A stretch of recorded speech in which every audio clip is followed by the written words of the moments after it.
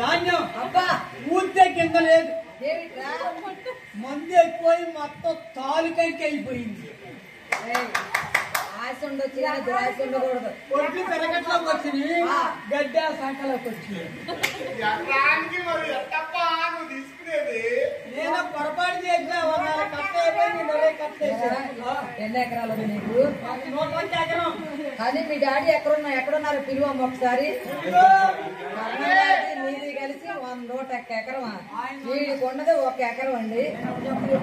ఎవరని నా 101 ఎకరం అంటే అంతే. మరి కర్ణం గారు ఏం చెప్తారా? అసలు ఆయన చెప్పుకోవాల్సిన పని ఉంది. ఆయనకు ఉందగా. అవును, అది చూస్తారండి. మరి నీలా కాదండి, వర్షాలు కృషి ఎక్కువ జరిగింది. అవునండి, నెలకు 3 వర్షాలు కురుస్తున్నాయటండి.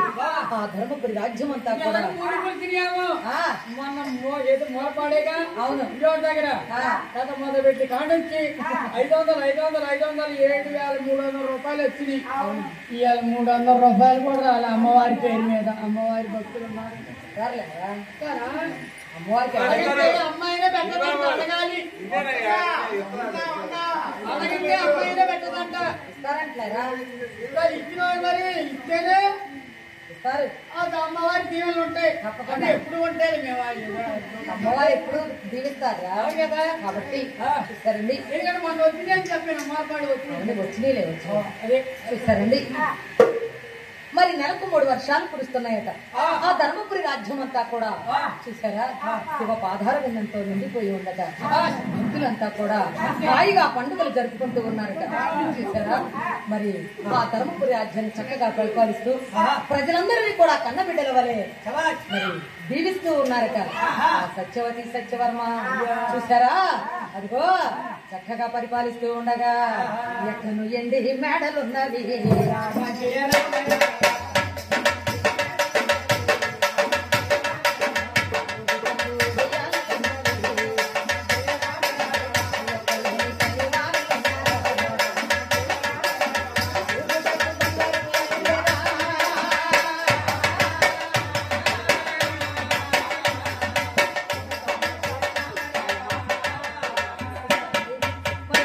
ఎకరం ఉంటే 101 ఎకరం అంటాం కాదండి. చూసారా ఊపిటకు బంగారు ఉయ్యాలలు ఉన్నాయట. వజ్ర వైడూర్య మరకత మాణిక్యాలతో తొలదూగిపోతున్నారటండి ఆ సత్యవతి సత్యవర్మ. ఆ ధర్మపురి రాజ్యం అంతా కూడా కన్నబిడ్డల వలె ప్రజలందరినీ దీవిస్తూ ఉన్నారట. ఎవరికి ఆపద వచ్చినా సరే ఆదుకుంటూ ఉన్నారు ఈ సత్యవతి సత్యవర్మ.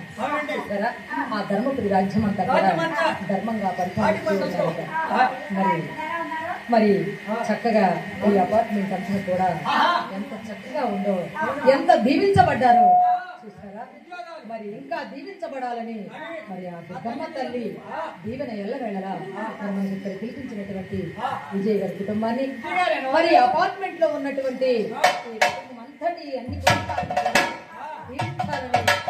ఇంకా ముందుకు పోవాలని చెప్పి ఇంకా వర్తిల్లాలని జీవించాలని మరి కోరుకుంటూ మరి ఈ శివలీల అనే కథ ఇంతటితో ముగిసింది. మరి ఇప్పటి వరకు విన్నటువంటి మీ అందరికీ కూడా మరి అమ్మవారి దీవెనలు మరి మా కళాభివందనాలు తెలియజేసుకుంటూ ఏమైనా తప్పులు ఉంటే ఒప్పులుగా భావించి నీ కన్నబిడ్డల వల్ల దీవించి పంపుతారని ఆ అమ్మవారి దీవెన మీ అందరిపైన మా పైన మరి దీవించబడాలని మరి అవునండి. మరి అమ్మవారు ఎలా చక్కగా మనందరినీ కూడా దీవిస్తూ ఉన్నారో తల్లి దీవెన